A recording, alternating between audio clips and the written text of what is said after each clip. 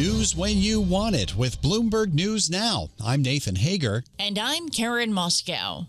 Now, Karen, we'll have more on the markets in a minute, but we want to bring you first the very latest on the powerful winter storm pounding the Northeast. Let's check in with Bloomberg meteorologist Craig Allen. Craig, how bad is it? Nathan, it is so heavy right now. The snow is falling very heavily across New Jersey, from Philadelphia on up towards Newark. New York City getting hit pretty hard right now. The last official reading out of New York City was about 10.5 inches. It is snowing heavily right now in Boston, too. So it finally reached Boston later during the nighttime hours. So amounts in Massachusetts and Connecticut and so forth are generally in the 4 to 8 inch range and climbing rapidly. Long Island and coastal sections of New Jersey are the areas that are getting it the worst. Over a foot and a half, another half foot or more is expected, and the winds are gusting over 50 miles per hour. In fact, I could say that I'm on generator right now talking to you at this moment as well. We lost power earlier this morning. Oh, my goodness. So when are we expecting all this to end, Craig? Not till the end of the afternoon. You know, I don't think that we're going to see a complete ending here until somewhere between 3 and 6 for New York City as well as Boston. Let me mention that D.C. did not get hit nearly as hard. There's a slushy 1 to 3, locally 2 to 4 up towards Baltimore on the ground there, and the snow is basically over except for some snow showers. But from New York to Boston, it's going to continue much of the day.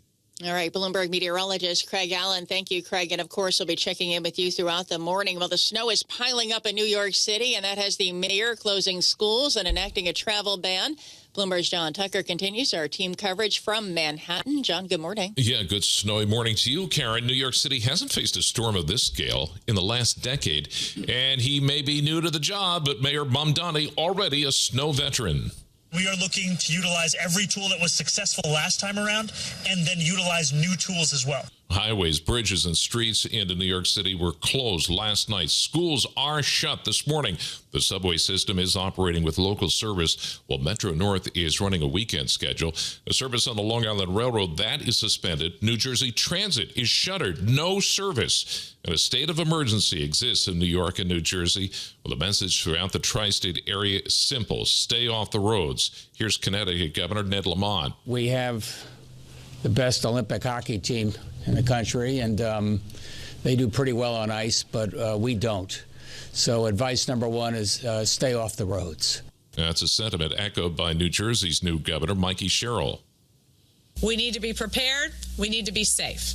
Get water, get all of your charging done with your devices, stay off the roads. In Boston, Mayor Michelle Wu declared a snow emergency.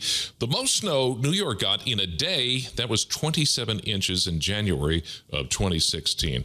Now, keep in mind, everybody, what our meteorologist Rob Carolyn is saying. It could take until April for us to break out of this weather pattern. In New York, I'm John Tucker, Bloomberg Radio. Come on, John. All right, thank you. Well, this storm is wreaking havoc on air travel as well. Bloomberg's Alexis Christoforous joins us now at that part of the story. Good morning, Alexis. Good morning, Nathan. The massive storm is already grounded more than 5,500 flights this morning and delayed nearly 7,000. Those numbers are expected to climb as the blizzard set to dump up to 30 inches of snow in some areas. Airlines began offering travel waivers to help customers avoid flight disruptions. Impacts are especially severe at New York's LaGuardia Airport and JFK, where nearly all flights have been canceled today. Delta Airlines says it expects to halt operations at New York and Boston airports into tomorrow.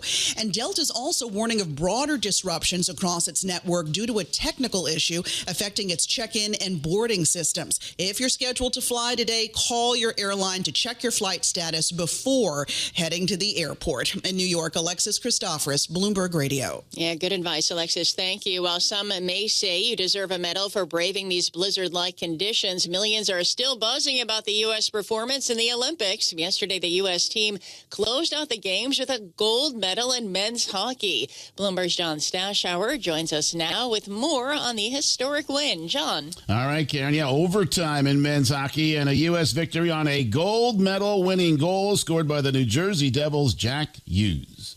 It's a journey. It's the whole lifetime of work, and, you know, I'm just a part of that. So I think every single person in that game tonight can be proud, and obviously it was a great game, and we were the team with the better outcome, but just a great game between USA and Canada. It was that. Came 3 days after the U.S. women also beat Canada, also 2-1 in overtime for their gold medal. It came 46 years to the day after the miracle upset of the Soviet Union. The U.S. had not won the gold in men's hockey since then.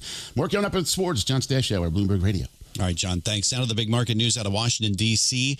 Tariffs. The Trump administration is working to salvage its trade policy after the Supreme Court struck down the president's emergency duties. In response, he rolled out a 10% global tariff, then raised it to 15%. That move came under Section 122 of the 1974 Trade Act. Treasury Secretary Scott Bessent says the policy will stay in place for 150 days until more permanent tariffs can be imposed.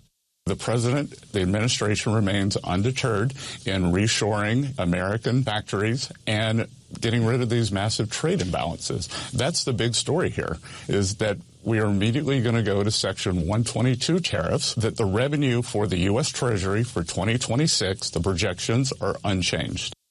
Secretary Bessent appeared on CNN's State of the Union. Despite the high court's ruling, U.S. Trade Representative Jamieson Greer says trade deals struck in recent months will stay in place. He was on CBS's Face the Nation, heard Sundays on Bloomberg Radio.